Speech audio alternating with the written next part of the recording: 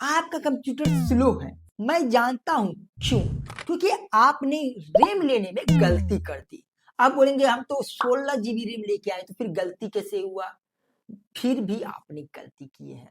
वो कौन कौन सी गलती की है वो इस वीडियो में हम कवर करने वाले हैं। ओके, सो फाइनली रैम लेने से पहले आपको कुछ चीजों के बारे में जानना चाहिए, जैसे रैम की स्पीड, रैम की ब्रांड, और कितनी स्लॉट में रैम होना चाहिए, और साथ ही साथ रैम क्या है।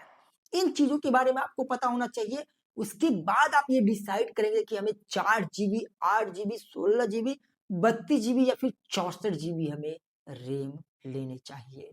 सो चलिए इस वीडियो को शुरू करते हैं और जानते हैं रैम के बारे में। देखिए, रैम रैंडम एक्सेस मेमोरी, जो रीड एंड राइट दोनों के काम करता है, और इसे हम टेम्पोररी मेमोरी भी बोलते हैं। लाइक जैसे ही करंट चले जाए या फिर आपका कंप्यूटर बंद हो जाए, तो जो भी डेटा काम कर रहे होते हैं करंट टाइम में, वो सारा नष्ट हो जाता है। क्यों? क्योंकि वो रैम के ऊपर काम करता है। और सभी को पता है कि जितनी ज्यादा रैम, उतना फास्ट आपका कंप्यूटर स्मूथली वर्क करेगा। मल्टीटास्किंग करेंगे आप, internet, browser, website, video editing, gaming, ये सब काम कर सकते हैं। तो अब बात कर लेते हैं रैम के टाइप के बारे में। जी हाँ, देखिए, रैम लेने से पहले आपको ये पता होना चाहिए कि रैम के टाइप क्या है। तो देखिए, बेसिकली अभी के डेट में रैम जो चल रहे हैं वो DDR3, DDR4, DDR5 ये चल रहे हैं। और आप सभी को पता है कि लेटेस्ट जो है वो DDR5 है। तो बेसिकली बहुत सारे लोग जाते हैं और वो देख ही नहीं पाते कि हम कौन सा वर्जन ले रहे हैं रैम का, और बहुत सारे लोग DDR3 उठा के चल देते हैं, और बाद में पता चलता है कि उसका कंप्यूटर स्लो है। तो देखिए, अभी के डेट में अगर आप कोई सा भी ब्रांड का कंप्यूटर लेते हैं न्यू में, तो फिर वहां पे आप प्रीफर कीजिए कि DDR5 लेना। लेकिन अगर आपका बजट थोड़ा सा कम है, तो फिर आप DDR4 लीजिए। लेकिन DDR3 में जाना ही नहीं है, क्योंकि वो जो है ना वो आउटडेटेड हो चुका है, तो उसे हमें लेने से कोई फायदा है नहीं। तो फिर क्यों DDR3 में हम पैसे बर्बाद करें?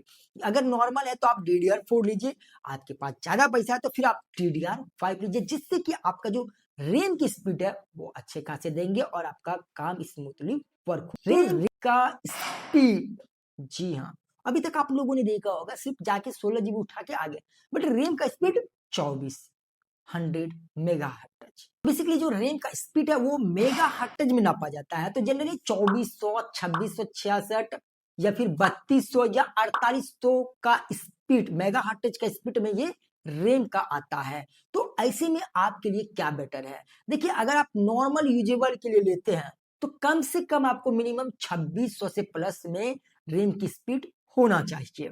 अगर आप एक मीडियम क्वालिटी में वर्क करते हैं, लाइक आप थोड़ा बहुत गेमिंग करते हैं, थोड़ा बहुत एडिटिंग करते हैं, और आप वेबसाइट वगैरह पे काम करते हैं, तो कम से कम आपको 3200 मेगा हर्ट्ज का रैम लेना पड़ेगा। लेकिन वहीं पे आप हाई क्वालिटी का वीडियो एडिटिंग करते हैं, ग्राफिक डिजाइनिंग करते हैं, आप गेमिंग करते हैं, तो फिर आपको 4800 का मेगा हर्ट्ज लेना चाहिए, या इससे आप ऊपर जा सकते हैं। लेकिन बहुत सारे लोगों के कंप्यूटर में जो रैम का स्पीड है वो 2400 है मेगाहर्ट्ज।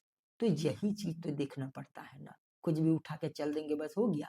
नहीं, स्पीड भी देखना जरूरी है। तो आपने समझा कि इसका स्पीड किस किस फिगर आउट में होते हैं और इसको मेगाहर्ट्ज में नापा जाता है। अब बात कर लेते हैं सिंगल चैनल और डबल चैनल के बारे में। देखिए, जब आप रैम खरीदते हैं 16 GB, वाह, और आप एक स्लॉट में 16 GB लगाए और चल दिए, घर में चलाते हैं, पता चलता है कि मेरा कंप्यूटर स्लो चल गया। रीजन कि आपने स्लॉट चूज नहीं कर पाए हैं। अभी के डेट में अगर आप कोई सा भी कंप्यूटर खरीदे, तो सबसे पहले तो रैम का कम से कम 2 स्लॉट होना चाहिए। क्यों? देखिए, अगर आप एक ही रैम लेते हैं 16 GB का और एक स्लॉट में लगाते हैं, तो वो उतना फास्टली वर्क नहीं करता है। लेकिन आप 16 GB का रैम लिए, बट वो 16 GB का नहीं लेना, बल्कि 8-8 GB का 2 रैम लेना है, और वो दोनों स्लॉट में आपको लगा देना है। या फिर आप 32 GB का लिए तो 16-16 GB का 2 स्लॉट में लगा देना। आप 8 GB का लिए तो 4-4 GB का दोनों स्लॉट में लगा देना। इससे क्या होता है कि आपका रैम का जो स्पीड है वो बढ़ जाता है और काम अच्छे से आप स्मूथली कर पाते हैं। और सिंगल चैनल के मुकाबले डबल चैनल में ये भी बेनिफिट है कि 10, 20, 25% एक्स्ट्रा स्पीड आपको मिल जाते हैं। इसीलिए स्लॉट भी देखना बहुत जरूरी है। कम से कम 2 स्लॉट हो, ताकि भविष्य में अगर एक स्लॉट मेरा खराब भी हो गया तो फिर एक स्लॉट में तो हम रैम को यूज कर सकते हैं। अगर एक ही स्लॉट रहेगा तो पता चला एक स्लॉट खराब तो पूरा एक्सचेंज करना पड़ेगा मदरबोर्ड। ओके, सो फाइनली आपको स्लॉट के बारे में पता चल गया। उसके अलावा रैम का ब्रांड भी देखना चाहिए। बहुत सारे लोग क्या करते हैं कि लोकल रैम उठा के ला लेते हैं और उसका स्पीड सब चीज सही होने के बावजूद भी स्लो काम करता है। क्यों? क्योंकि आप लोकल रैम उठा के ला रहे हैं। तो यहाँ पे आपको ब्रांडेड रैम लेना चाहिए, जैसे सैमसंग का, एस डेटा का, या फिर ये जो आपको स्क्रीन पे दिख रहा है किंगस्टोन का, कोर्सियर का या क्रिसियल का, ये सब आपको लेना चाहिए। ए डेटा, इस सब कंपनी का आप रैम ले सकते हैं। लोकल लेने से कोई फायदा नहीं है। लोकल लेने से आपका रैम भी जल्दी एक्सपायर हो जाएगा, कोई काम नहीं होगा। अगर आप ब्रांडेड रैम लेते हैं तो उसमें आपको वारंटी भी मिलते हैं प्लस स्टेबिलिटी भी मिलते हैं। लाइक उसमें उसका ज्यादा दिन तक क्षमता रहता है चलने का। तो फिर ब्रांड भी यहाँ पे मायने रखता है। अब रैम हमें कौन सा लेना चाहिए, उसके साथ हमें प्रोसेसर को भी देखना पड़ेगा। ऐसा नहीं कि हमारा प्रोसेसर DDR3 रैम संभालने का है और इसमें हम DDR5 लगा रहे हैं, तो फिर क्या होता है ना कि वो और भी काम नहीं करेगा। तो पहले आपको ये भी देख लेना होता है CPU सपोर्टेबल है या नहीं उस रैम के लिए जो हम परचेज कर रहे हैं। तो ये भी आप जरूर दें। सो फाइनली हमने आपको बताया रैम के बारे में, वो भी डिटेल में। हमने पहले वाला वीडियो में बताए थे CPU के बारे में, एक्सप्लेन किए थे डिटेल में। तो उस वीडियो का लिंक हम डिस्क्रिप्शन में डाल देते हैं, तो वो वीडियो आप देख लीजिएगा। इस वीडियो को लाइक कर दीजिए, चैनल को सब्सक्राइब कर लीजिए ऐसे इंटरेस्टिंग वीडियो देखने के लिए, और कमेंट करके जरूर बताइए कि ये वीडियो आपको कैसा लगा। चलिए मिलते हैं नेक्स्ट वीडियो में।